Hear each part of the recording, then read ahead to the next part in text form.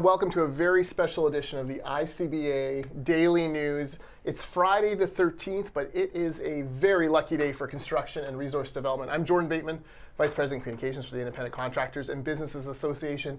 He's Chris Gardner, President of ICBA. ICBA. Chris and I have been doing a happy dance / victory lap all morning. Give the good news.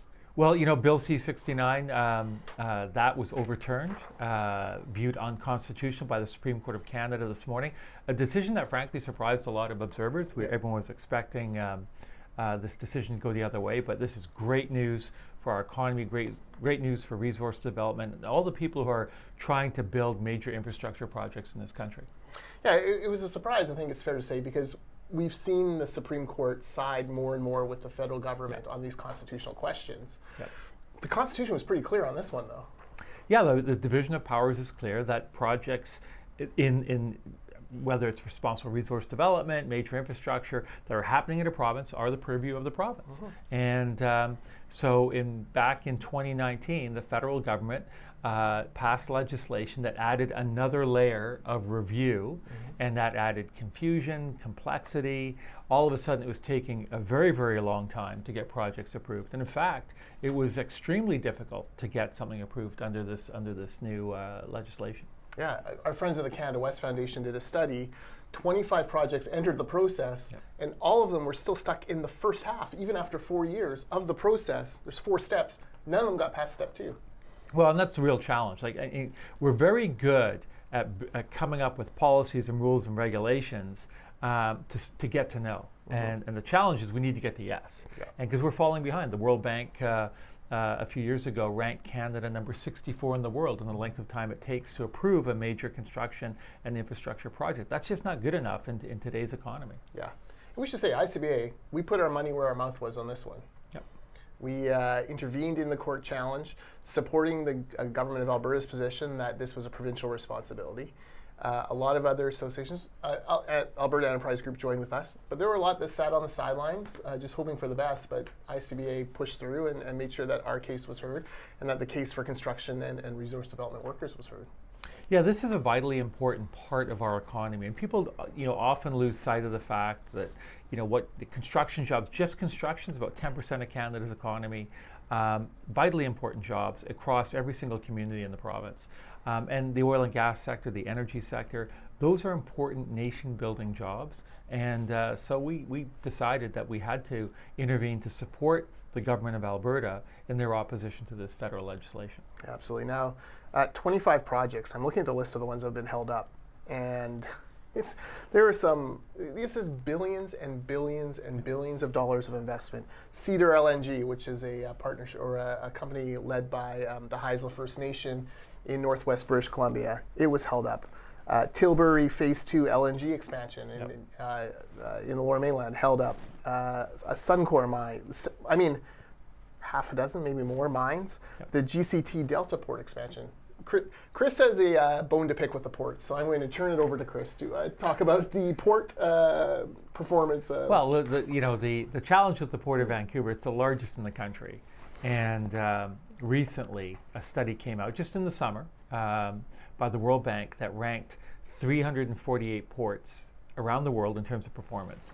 And the Port of Vancouver was not dead last. It was second to last. It was 347 out of 348 in terms of efficiency. And we've just got to do a better job. We can do a better job. And that's why today's decision by the Supreme Court is so vitally important. Think of the Trans Mountain pipeline expansion. That project was delayed and delayed and delayed to the point where the private sector owner of the pipeline decided to say, we're going to stop. And they sold the project to the federal government. The federal government had to step in and build a pipeline because we're so slow. So today's Supreme Court decision striking down this legislation will mean this. A project being built in British Columbia will be assessed and reviewed by the government of British Columbia. One project, one review. It adds more clarity, more certainty, and that's the way it should be. Yeah. And you might be saying, well, Jordan, I'm not in the resource business. Like, what does this really affect me? But it wasn't just resource projects. It was roads. Martin Falls Community Access Road, delayed. Highway 413, delayed. Alexandra Bridge replacement, delayed. Georgina Island Fixed Link Bridge, delayed. The Northern Road Link project. Like, it's not just about mining, it's not just about critical minerals, it's not just about oil and gas.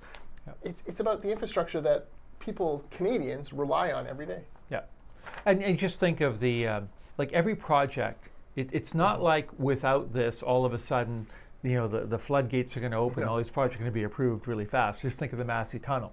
We've been talking and debating about that project for well over a decade. It should have been replaced 20 years ago, and we still can't get a plan in place that gives us certainty on when when we're going to have a replacement tunnel.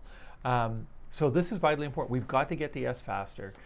These projects are important. And to Jordan's point, it's not just about energy projects. It's about major infrastructure, ports, rail, mines, energy. These are vitally important projects to our economy and to the families and people who rely on these high-paying jobs. Yeah. And maybe that's the last point to make here is yesterday I was at the Business Council of British Columbia Summit. Ken Peacock, their excellent economist, reiterating a stat that Jock Finlayson, our chief economist, has mentioned to us, 1,000 times it feels like. Canada's per capita GDP is shrinking, which means our economy is shrinking, and more importantly, our quality of life is shrinking. But resources are a way to counteract that. Yeah, and if you think about that, we're on a trajectory where the average income for people in Canada and in British Columbia in particular, in 2030 is going to be the same as it was in 2013. Yeah. We're not only flatlining in terms of growth, we're declining. And so the OECD came out with a study, and they looked at the 38 largest economies in the world last year, and they projected that Canada's economic growth over the next decade will be dead last among 38. Mm-hmm. And why is that?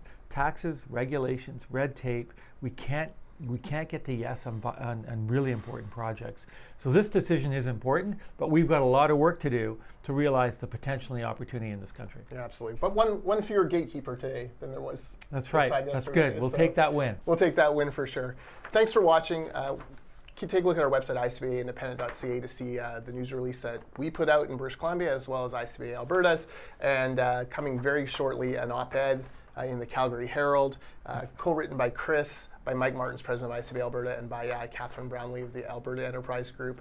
And if you can't tell, we are definitely tickled by this result. This is a fantastic result for Canada, and it's going to make for a good weekend, I think. It's going to be great. All right. Talk to you soon.